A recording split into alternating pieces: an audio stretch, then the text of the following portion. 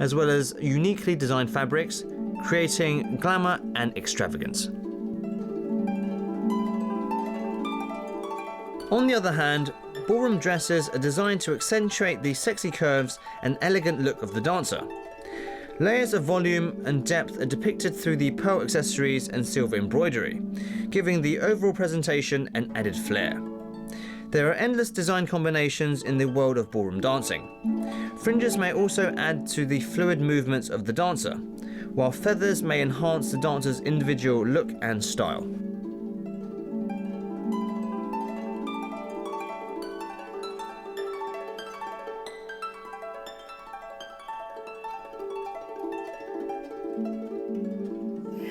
I'm beginning to reminisce on the days when I was a little girl twirling around the dance floor without a care in the world.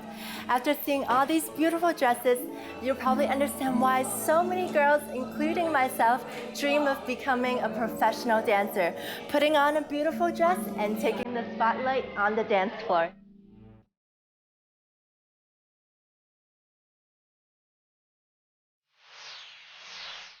Not everyone has the dedication and drive that's needed to practice the art of handwriting. But Patrick Leung has stuck with it for over 20 years.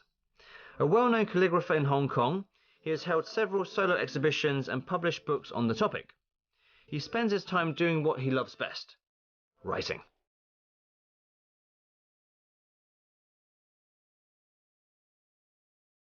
Do you remember the last time you actually picked up a pen and wrote something? Writing is all about the expression of ideas, but with calligraphy, the artistic rendition of the lettering actually adds meaning. It is an art that can only be practiced by the most patient. Watching a calligrapher at work is oddly thrilling. The pen dances across the paper, creating graceful letters and words with every loop and swirl.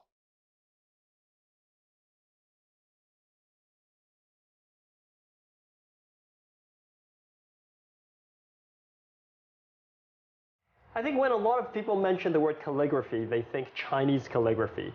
But you're kind of special because you're a Chinese person who's doing Western calligraphy. What similarities are there between the two?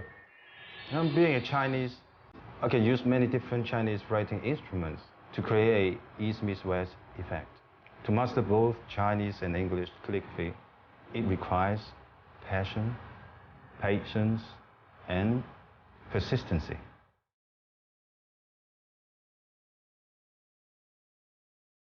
I know you've been doing this for over 20 years. What is it that you enjoy most about calligraphy? Once a pen in my hand, there's a paper on the table. I will write non-stop until my hand is tired. When I discover a new way of writing, I will see how I can develop or make it even better. The most difficult task is to write outside the box, to find my own personal style and have new breakthroughs. Now tell me, what things do you have to pay attention to when doing calligraphy? And also, what do you find is the hardest part about it? Most calligraphic works require technique, consistency, and flow. Structure and layout are also important. The easiest is also the hardest, the fundamentals. I used to think that my basic technique was really good, as it seems that all my letters can fly. Afterwards, I had to take a long time to correct my mistakes. Once you have mastered the basic techniques, it's time to explore new ways of writing. All right, I have a burning question I have to ask. Everybody's doing their writing on computers these days. How will you keep the traditional art of calligraphy alive for future generations? There are thousands of fonts on the computer to choose. However, I believe writing calligraphy is more sincere, and there is a life to it. Western calligraphy has never been popular in Hong Kong because it takes a long time and patience to master it. That's why I have been offering private lessons these few years so that the art of Western calligraphy can continue.